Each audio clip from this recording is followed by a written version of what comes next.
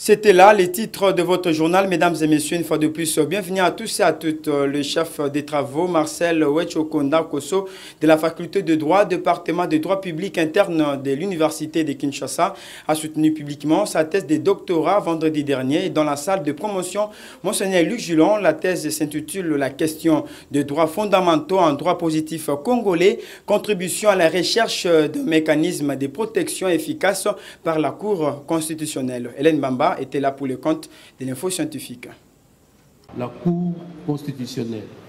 La République démocratique du Congo, depuis son existence en tant qu'État, est confrontée à de difficultés du choix de meilleurs mécanismes de promotion et de protection des droits de l'homme. Il se dégage d'un bref parcours de son histoire institutionnelle en la matière que plusieurs mécanismes ont été expérimentés, certains avec plus ou moins de résultats probants et d'autres non plus. C'est pourquoi le chef des travaux, Marcel Wechokonda Koso, lors de la soutenance publique de sa thèse de doctorat intitulée « La question des droits fondamentaux en droit positif congolais, contribution à la recherche d'un mécanisme de protection efficace pour la Cour constitutionnelle » indique que les postulats de base de la présente étude, inspirés par le transconstitutionnalisme et que la sociologie de la Cour constitutionnelle, dominée par les magistrats ordinaires sélectionnés par le gouvernement parmi leurs amis politiques et outillés en général et des droits fondamentaux en particulier, risquent, on y prend garde,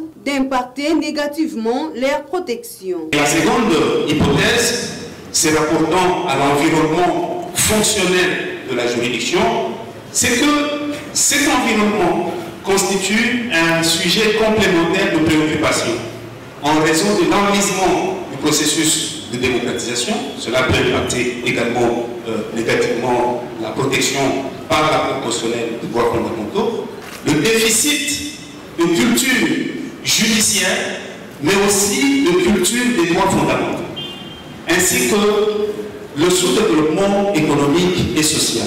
Insignes, diplômes et grades académiques lui ont été conférés pour la pleine jouissance de son grade de docteur à thèse.